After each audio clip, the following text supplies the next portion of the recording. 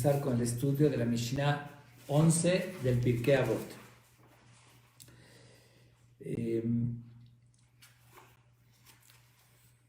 Ahora mencionamos que Shemaya y Abtalión fueron la cuarta pareja de dirigentes, que uno fue el presidente y el otro el Abedín, el jefe del Sanedrín. Y era una época, como ya la mencionamos, ayer mencioné en la Mishnah anterior, una época de muchas guerras, muchas rebeliones, guerras civiles. Y muchos judíos en esa época se fueron a Alejandría de Egipto. Lo había mencionado de uno de los jamín que pidió a su compañero que regrese de ahí de Alejandría. Alejandría en esa época fue la capital de Egipto. Alejandría, de hecho, la construyó Alejandro Magno 332 años antes de la era común. En esa época, y fue una capital, pero muy extravagante, muy bonita. Y mucha gente, justamente de los saduceos y demás, se fueron a Alejandría porque ahí hubo tranquilidad. Alejandría incluso llegaron a hacer ahí un Sanedrín, aunque no era muy auténtico, y hasta como un Bet HaMikdash, un sustituto del Bet HaMikdash, construyeron en Alejandría de Egipto en ese entonces, y tuvo sus altibajos Alejandría cuando los romanos destruyeron el templo y después hubo una rebelión. También la gente de Alejandría también se rebelaron y mataron a decenas de miles de ahí, pero se mantuvo la comunidad. De hecho, Alejandría fue una gran comunidad desde la época del Segundo Templo y concluyó 414 años de la era común, que los bizantinos fueron los que expulsaron al final a todos los judíos de Alejandría. Dice que estuvo desde antes de la destrucción del templo hasta 414 años después, hasta la época o la era de los bizantinos. Ok, de todos modos, yo explico esto porque considero que tal vez ese es el fondo de la razón por la cual vamos a leer ahorita una expresión de una preocupación de este gran Ham Abtalión, que dice Shema Tahobo Jobat Galut, por si van a tener que desterrarse, porque ya desde ese entonces ya comenzó el destierro, y además estos grandes jamín tenían esa inspiración divina y percibieron y sabían por el comportamiento del pueblo de Israel y que ha dominado los romanos que se iba a destruir el templo. Sabían que iban a llegar al final a desterrarse todo el pueblo de Israel, se iban a separar. Cuando estaban en la tierra de Israel con el Bet HaMikdash, cualquier duda o mala interpretación se podía aclarar, pero cuando iba a llegar ya a tierras lejanas, algunas enseñanzas, estaba la gran preocupación que si se llegaban a desvirtuar esas enseñanzas, podía ser muy peligroso. Y lo digo esto como anticipación a lo que vamos a leer ahorita en la Mishnah, que tiene una enseñanza muy, pero muy importante. Yo considero que hoy en día más que nunca la tenemos que tomar en cuenta, esta advertencia tan significativa que nos hace Abtalión. Abtalión dice así, el nombre Abtalión es un nombre muy extraño que también lo analizaron mucho los comentaristas, de dónde proviene ese nombre. La opinión, yo creo que más fundamentada y acertada, es que Abtalión, que dice el padre, Talión se refiere a niños, jovencitos, y que realmente fue un apodo. Su nombre original no era ese, pero él tuvo mucha pasión y mucha preocupación por atender a los niños huérfanos, en ese entonces del tipo de yeshivot que había, donde estudiaban niños y jóvenes. Se preocupaba mucho por ellos, se desvivía para que tengan buena educación, y de ahí recibió ese título, Abtalión, el padre de los niños, de los jóvenes. Esa es una de las explicaciones con más fundamento acerca de su nombre, aunque se analiza mucho su nombre. De todos modos, él dijo lo siguiente: Jajamim y Zaharu bedibrechem. Hace una advertencia principalmente a los sabios. Y principalmente en una época, como mencioné, que estaba muy convulsionada esa época. Habían sabios auténticos, Jamim de verdad, y Jamim sadoqueos y baitoseos, que renegaban en la Torah oral y no cumplían los preceptos. Entonces, cualquier cosa que tomaban, cualquier dicho, lo podían malinterpretar. Entonces, en una época que había tanta confusión, hace esta advertencia. Sabios, le dice a los Jamim, a los Rabbanim de la época, Izaharu bedibrechem, cuídense mucho con lo que dicen, aunque sean enseñanzas importantes y significativas, dice, pero algo que se pueda malinterpretar o deducir algo negativo, y sigue diciendo, como mencioné, Shema tahobu jobat galut, por si van a tener que desterrarse, que dice salir de la tierra de Israel, y como dije, que ya existía eso, ya muchos habían ido a Alejandría, y estaba ya los romanos dominando, que posteriormente fue la destrucción del templo. Esta época más o menos comenzó alrededor de 100 años antes de la destrucción del templo, un proceso que tomaron, que dije que perdió el poder prácticamente los Hashmonaim, como ayer mencioné, y que después llegó la época de Herodes, aunque Herodes era muy amigo de los romanos, simpatizaba con ellos, y en su época también él remodeló el templo, que lo embelleció muchísimo, pero eso fue lamentablemente antes que lo destruyan. Pero él invirtió mucho dinero, lo hizo no con intenciones muy santas, lo hizo demostrando poder y presunción, pero él, además del templo, las calles de Jerusalén, hizo muchas cosas así, puentes y demás, pero ya estaba destinado a la destrucción por el comportamiento. Ya hubo tanta división en el pueblo, tanta enemistad, odio, tanta guerra de hermanos, como mencioné, y un sinfín de rebelión que hubo en el pueblo, que eso llevó al enojo de Dios, a la destrucción del segundo templo del Bet HaMikdash. Pero entonces, por eso dicen, era inminente que iban a ser desterrados. Entonces, por eso dice, Shema tahobu jobat galut, por tener tahobu, que dice que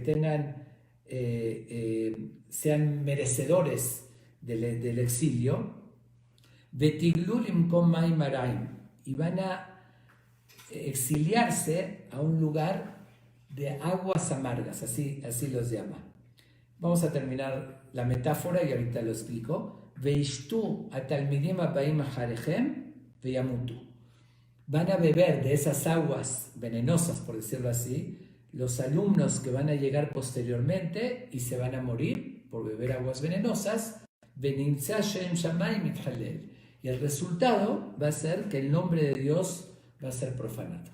Ahora sí voy a explicar primero la metáfora. Cuando dice aguas malas o venenosas, se refiere obviamente alegóricamente, justamente está escrito en Maim en la Torá. Se comparó la Torá a las aguas. ¿Por qué se comparó la Torá a las aguas? Porque todos sabemos que el cuerpo no puede vivir sin agua. Oxígeno y agua son los dos elementos más importantes para la supervivencia del ser humano. Entonces, así como el cuerpo requiere de agua constante para poder sobrevivir, también el alma requiere, las aguas del alma son como la Torá. Por eso utilizó el concepto de aguas, porque entonces si las aguas mismas, las Torá, llegan a ser malas o envenenadas, en vez de vivir, pueden matar. Entonces dijo, si ustedes no se cuidan con sus palabras y esas palabras se malinterpretan y después en un lugar cuando ya se desterraron, cuando no está la fuente y ya se distorsionó el mensaje, entonces esas aguas se van a convertir en venenosas y eso van a matar. No que se refiere a muerte física, sino muerte espiritual, y el nombre de Dios va a ser profanado porque el origen vino de grandes jamim, algo que se malinterpretó y eso provocó algo negativo. Entonces se profana el nombre de Dios, diciendo como ese gran jam dio un mensaje equivocado o negativo. Ok, ahora sí voy a explicar el fondo de esta enseñanza que es tan, como dije, tan actual también. Habíamos mencionado en la segunda Mishnah, si recuerdan, Antignos y Soho. Antignos, que fue el sucesor de Shimon HaTzadik, que fue el último del gran parlamento, él nos dio una enseñanza muy bonita y muy profunda. Y él dijo así: Al tiyu ka'abadim hameshameshim et harab al menat lekabel peras. No se comporten, no sean como los sirvientes que sirven a su patrón para recibir su recompensa, sino actúen, sino sean como los sirvientes que lo hacen por amor y desinteresadamente, no para recibir su recompensa. En su tiempo, hace unas semanas, expliqué el significado tan bonito, el mensaje que tiene, que es el nivel superior, servir a Dios con amor, aunque existe recompensa, pero lo tenemos que hacer porque Dios nos da todo y hay interpretación que en este mundo no, pero en el otro sí, porque en este mundo no funciona así, etcétera, etcétera. ¿Qué sucedió? Que de los alumnos de Antignos, él lo transmitió a alumnos o alumnos a sus alumnos, al transmitir ese mensaje literal, sin una explicación más extensa, ¿cómo lo interpretaron? Que eso significa que no hay recompensa. Nuestro gran sabio Antignos enseñó que no tenemos que servir por recompensa. Dedujeron de eso que es que no hay recompensa. Y se dijeron, vamos a perdernos los placeres de este mundo. Simplemente por hacer algo, por servir a Dios y sin ninguna recompensa, mejor nos aseguramos. Recibimos la recompensa aquí con los placeres, como dije, el libertinaje desmedido, la entrega al hedonismo y demás. Y si igual no vamos a recibir recompensa. Y de ahí se formó, esos alumnos se llamaban Sadok y Baitos, que de ahí se formó ese movimiento de sadoqueos y baitoseos, lo que dije que hicieron tantos problemas. Ellos los que le aconsejaron al rey Yanai que mate a los sabios de Israel, los mató todos, que se escapó Shimon ben Shattach, que era el cuñado, que como ya lo comentamos se pudo salvar, lo escondió su esposa, que era la hermana, y fue una división y una discusión tan fuerte. Todo proviene de esa enseñanza tan bonita y tan sabia del gran Ham Antignos, que era un santo, que él nada más quiso fomentar que se hagan las cosas por amor, que se sirva a Dios desinteresadamente. Pero como no se aclaró a fondo y no explicó más, aclarando, oye, ojo, si hay recompensa, nada más que uno no tiene que servir por interés, sino desinteresadamente, aunque igual va a recibir recompensa. Por no hacer esa aclaración, miren las consecuencias tan fatales, porque fueron fatales para el pueblo de Israel, la mala interpretación de una enseñanza de un Ham. Por eso advierte y dice, cuídense muchísimo, y más cuando estaban empezando a salir de la tierra de Israel o iban a ser desterrados, que ahí se iban a desligar más de la fuente. Entonces es más fácil confundir o malinterpretar esas enseñanzas. Y la verdad es una responsabilidad tan, pero tan grande, principalmente para los jamim, los rabinos, los líderes, todos, que la gente los oye, la gente los sigue. Y a veces hay buena intención, como este gran Jajam Antignos, seguro que tuvo la mejor intención de esa enseñanza, pero de verdad es una responsabilidad que uno tiene que, de verdad, cuidarse, medir las palabras y siempre ver cómo se llegan a interpretar, porque si no sale Hilul Hashem. Me voy a contar 3 anécdotas justamente basadas en esa mala interpretación de dichos del Talmud y de grandes jamim que se malinterpretaron y las consecuencias tan negativas que pudieron llegar a tener. La primera está basada, bueno, en el libro Shofetim, nos relata que había una mujer que era la mamá de Mijá fue su hijo, que ella, bueno, no es tan relevante los detalles, pero lo cuento en síntesis, que ella había prometido, era muy inocente y prometido toda su fortuna, lo quería santificar para servir a Dios. Su hijo, Mijá, le robó el dinero. Cuando ya lo iba a entregar, él se lo robó. Necesitaba dinero, se lo robó. Después trabajó, salió adelante y le regresa el dinero a su mamá. Le dijo, pero ella lo había prometido para algo sagrado.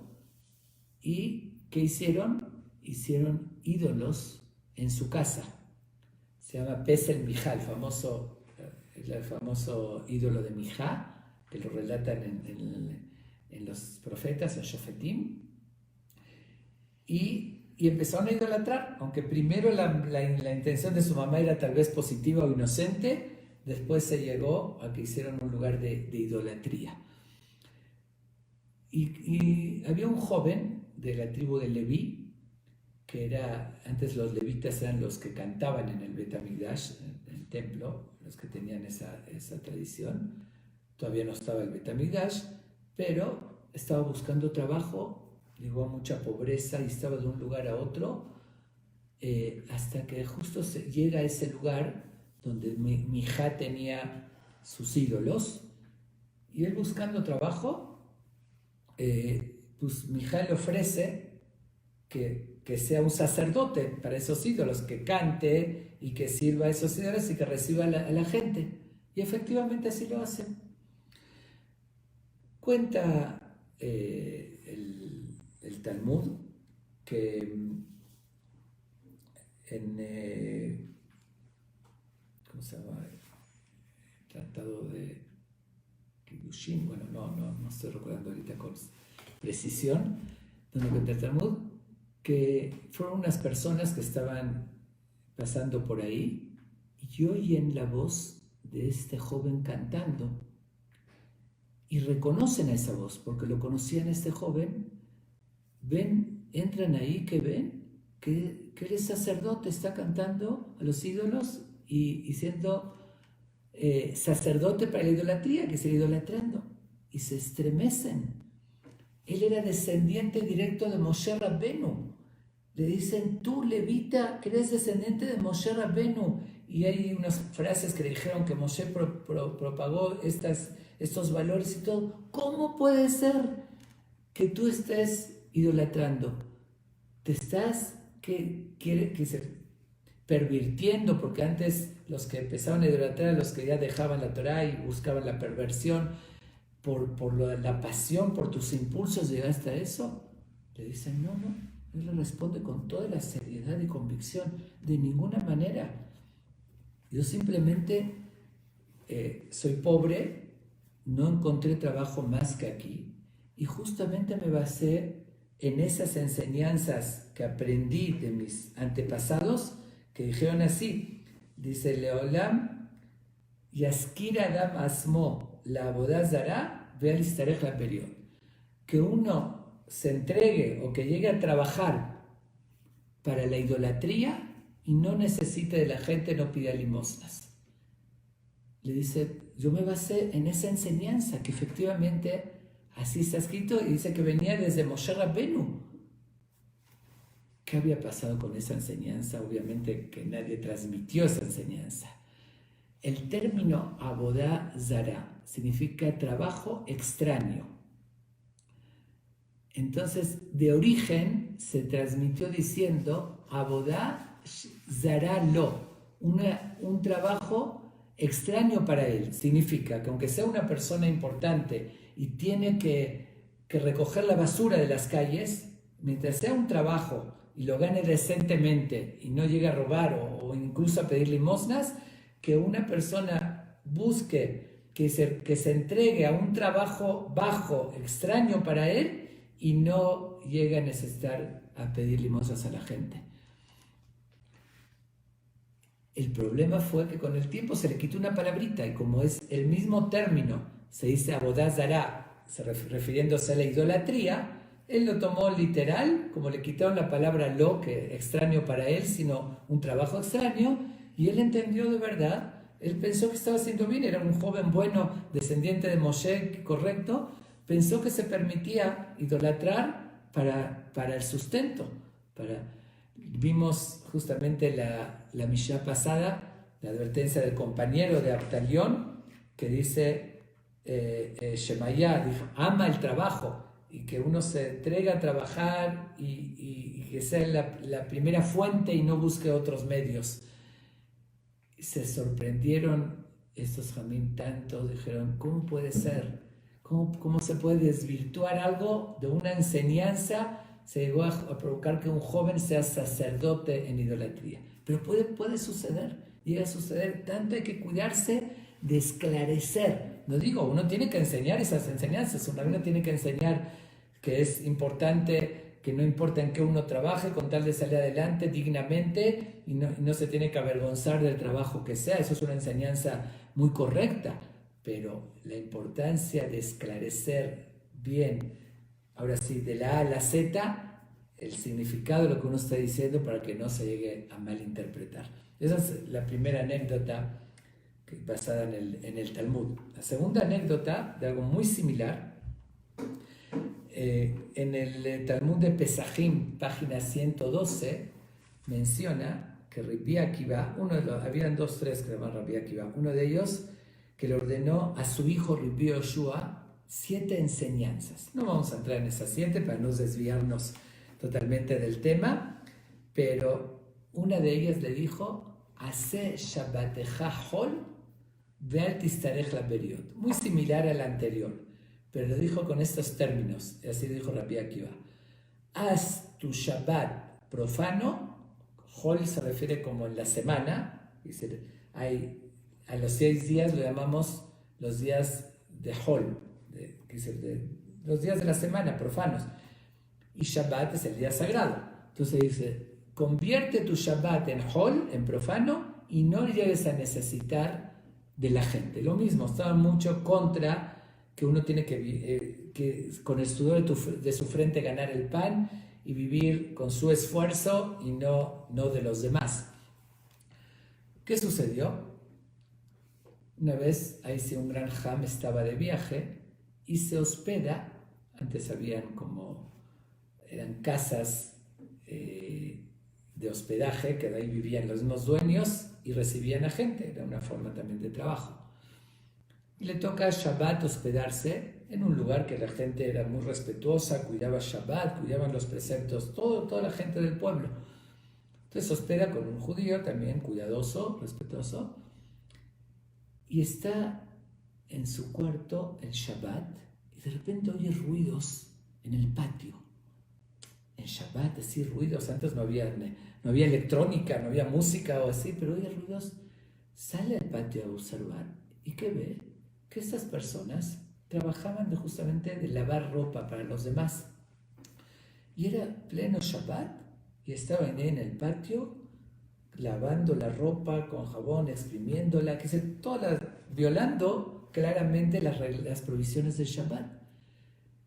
Y esta persona, este Ham, se estremece. Se veía una persona respetuosa, observante de los preceptos. Toda la gente en el pueblo era observante. Y muy enojado le dice, ¿cómo pueden hacer esto en pleno Shabbat? Que dice, ¿cómo pueden estar así trabajando abiertamente en Shabbat? Dice, ¿pero cómo? Así lo enseñó, lo enseñó Rabbi Akiva, así está en el Talmud, claramente escrito, que dice, Haz Shabbatecha Hol, haz tu Shabbat profano y no necesitas de la gente. Nosotros vivimos al día, este es nuestro trabajo, y nos enseñó en el Talmud Rabbi Akiva que se permite profanar el Shabbat y no pedir ayuda y no pedir limosnas.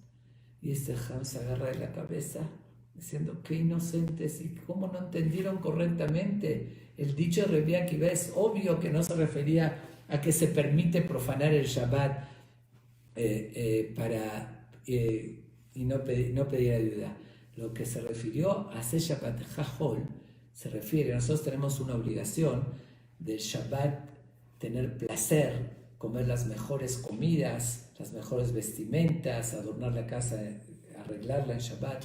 Entonces, si uno dice no tiene los medios, es preferible que no pida limosnas y que coma en Shabbat como en la semana, que coma algo sencillo. Si no tiene los medios para comprar un buen vino, para comprar carne, como es digno de Shabbat, entonces que lo haga como en la semana. Pero no violar Shabbat, no se refirió a violar Shabbat, se refirió a que no darle respeto como merece si no tiene los medios. Pero esta persona lo tomó literalmente. Y ahí dice que hacerlo profano, como en la semana, voy a trabajar como se ve porque no tengo medios. Es la segunda historia que vemos cómo hay que cuidarse. Obviamente que Rabbi Akiva le dio muy buena enseñanza a su hijo y no tuvo intención de que se malinterprete. Pero ahí está, se tomó literalmente y se malinterpretó. Y voy a traer un tercer ejemplo de que está en el Tratado de Shabbat, página 118. Dice así, algo que suena muy fuerte.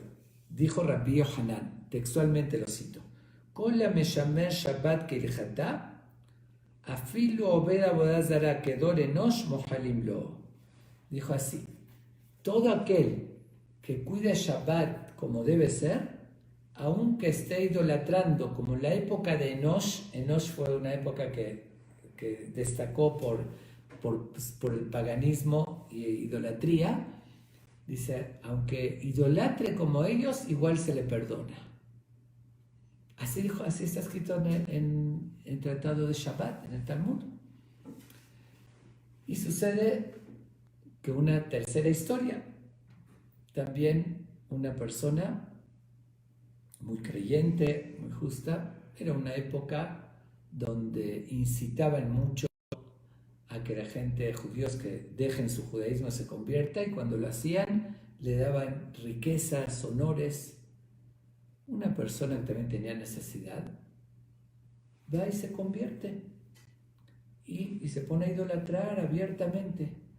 Lo ve uno de sus amigos que lo conocía bien y de verdad asombradísimo: estás vendiendo tus principios y tus valores. ¿Para qué? ¿Para que te den honores? Le dice, no, eso está permitido lo que estoy haciendo.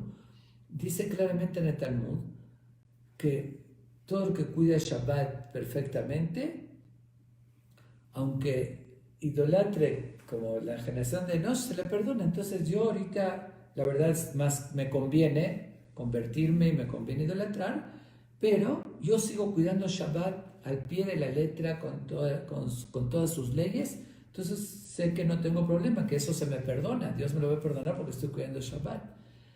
Otro error muy grave, que cuando viene su amigo le dice, ¿cómo crees?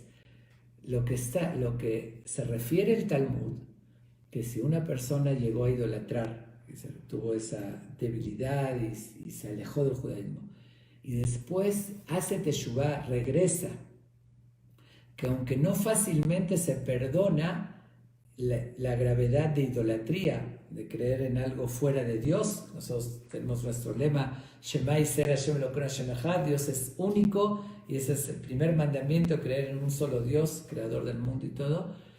Fue una falta tan grave que no sería suficiente con teshuvá, con perdón, y tiene que llegar otras cosas, isurim y sufrimientos, para que se le expíe ese pecado tan grave de idolatrar. Pero dice el Talmud, aquel que después de arrepentirse cuida Shabbat como debe ser, el mérito de cuidar Shabbat, que justamente Shabbat representa manifestación de fe, porque Shabbat es un testimonio que Dios creó el mundo en 6 días y cesó en el séptimo, es lo opuesto a idolatría. El cuidar Shabbat como debe ser hace que se le perdone lo que había idolatrado, pero no que siga idolatrando y que cuide Shabbat, que es una evidente contradicción. Pero volvemos, así él dijo, él lo vio que escrito de esa manera y se basó en eso.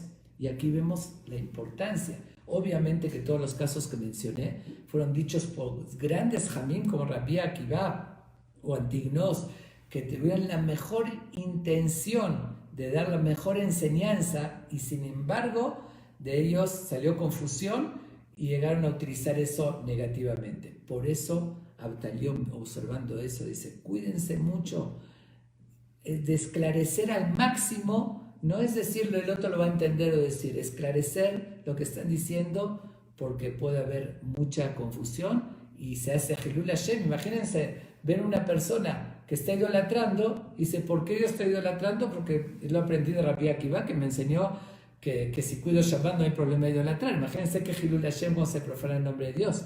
Entonces se puede llegar, es lo que dice si no se cuida uno. En general, uno se tiene que cuidar de lo que dice. Las palabras, muchos dicen, las palabras se las llevan el viento, pero no es cierto.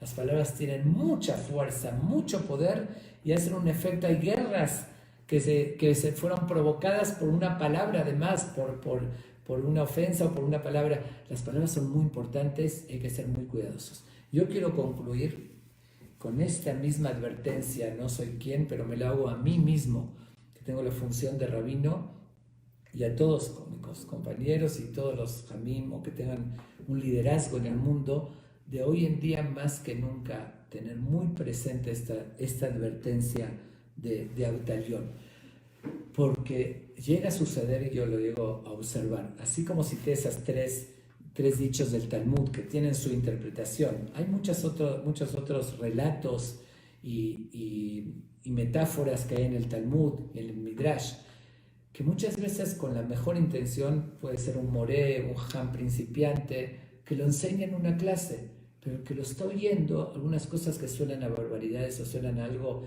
ilógico, irracional o un concepto contra los principios, y que seguramente, como estos dichos de estos jamim, tienen su enseñanza profunda y tienen mucha importancia, pero a veces al no saber transmitirlos o al no dar la explicación profunda y qué se refiere, o decir frente a alguien que no tiene el conocimiento para entenderlo correctamente, pasa esto, que se vuelven aguas envenenadas y provoca que esa persona se alejó del judaísmo o se hizo Hashem. ¿Cómo ese rabino dijo esto? Aunque tuvo buena intención, pero hay que ser tan cuidadosos, y más hoy en día que hay mucho alejamiento y mucha gente no conoce lo valioso de nuestras fuentes, los valores que tiene la Torah, las enseñanzas, y lo ven por fuera. De repente oyen un comentario que alguien dijo algo que no les entró en la mente, que suena algo rarísimo, bárbaro o contra los principios, y hace que se aleje.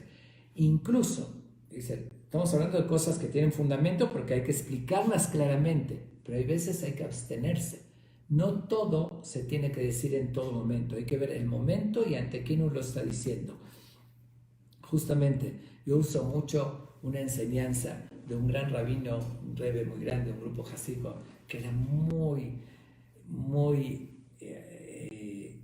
inteligente y tenía unos dichos muy picosos, así muy profundos, que él decía lo siguiente, dice, un rabino o un jajam, todo lo que sale de su boca tiene que ser verdad, tiene que cuidarse mucho de que no puede salir algo que no sea verdad de su boca, pero no toda la verdad tiene que salir de su boca.